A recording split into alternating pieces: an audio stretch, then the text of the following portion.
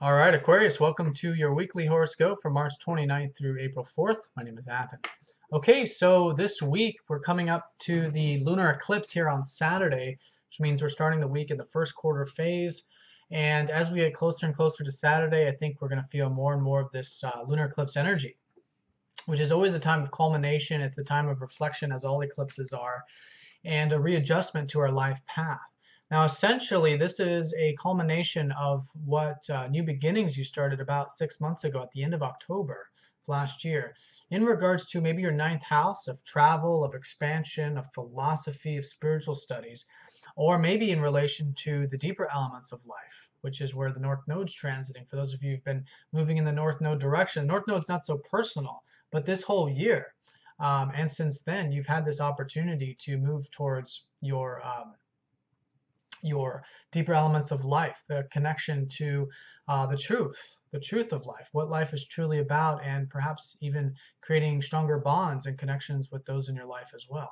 So it's a high time for that. It's a culmination, and it's coming from a lot of this releasing work that has been taking place back in March and is going to also come into this week just on Monday, though. It's a very positive week, lots of trines, but on Monday we do have the sun going over the south node, which can be very positive if you know how to work with the energy.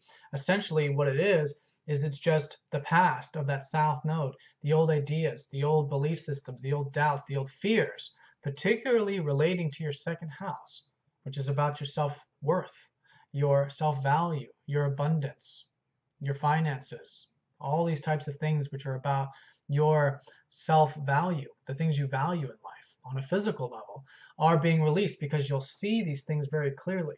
So with the sun on Monday, you'll be able to see what passions you have here, because you do have passions. You have lots of passions relating to these second house matters, especially recently over the past couple of weeks with the sun entering your second. But there's still some old doubts, some old fears which are inhibiting you. And I think on Monday, if you do this reflection work, I really recommend meditating for about 10 minutes, at least 10 minutes, and just observe, just observe, just do the meditation. And naturally, I think what will happen is you have an awareness of these doubts and fears or whatever, or just things that are inhibiting you, or things that just need to be released that maybe you want to embrace. And then through that embracing, they'll be let go, they'll be released.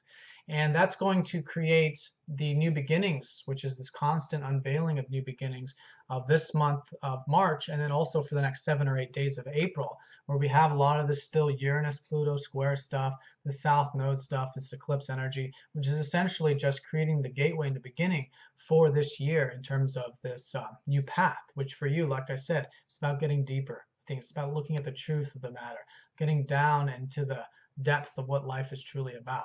But there's a balance here because there's this sun in the second, right? So it's a balance between the deeper elements of life and the physical elements of life. The enjoyment of the deeper elements, the enjoyment of the simple elements, you see. So finding that balance as you get closer to Saturday, I think you're going to get the most out of it. But Monday is definitely a good day for reflecting on those second house things to allow them to be released, because on Wednesday and Thursday, we have some very positive aspects. The sun trines up to Jupiter, which first of all, by itself, is showing me that there's opportunity, there's expansion, probably coming from realizing some new things about your passions. I think through that releasing, you're probably going to realize some passions you never knew you had before.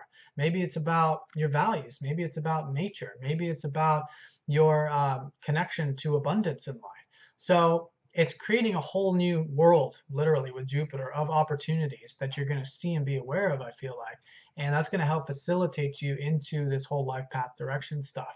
So Wednesday and Thursday, it's a great day after that Monday reflection to move forward with these plans, these whatever visions or whatever it is that are involved with that second house, and continuously move forward with that. Now, there's a rational understanding component to this too, because on Wednesday and Thursday, Mercury is trying up to your ruler Saturn. So this is where I think you're going to be really feeling the big realization from, is that there's this connection to the abundance of life and your work in some way. Saturn has been retrograde in your 10th house for the past couple of weeks, depending on when you're watching this. So there's been this reflection of your work, of your career, what you're doing on a public level, the systems and structures you're building in your life. So Wednesday and Thursday, I think, channeling this new sense of what you're learning about career and work into these new passions that you have about the second house is going to support you. And that all this energy is going to heal you also, because Venus is sextiling up to Chiron. It's going to heal all of us.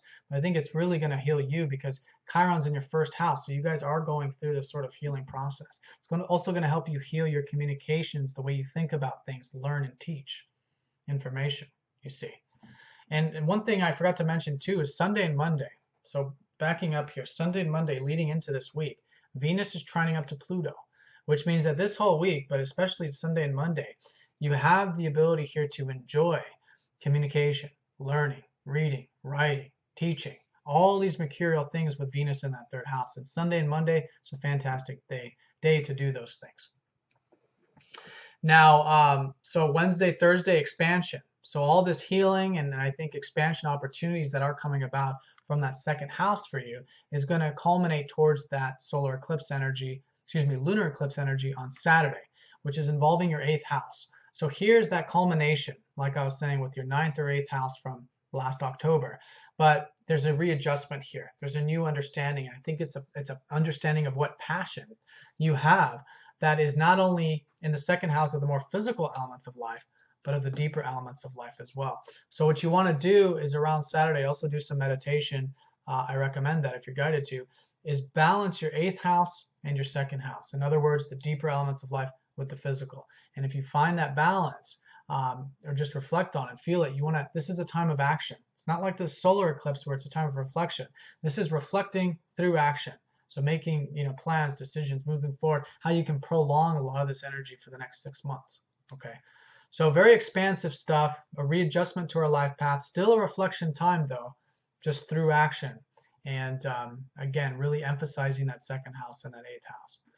All right, Aquarius, well, have a great week. Let me know if you have any questions, and I will talk to you next time. Take care.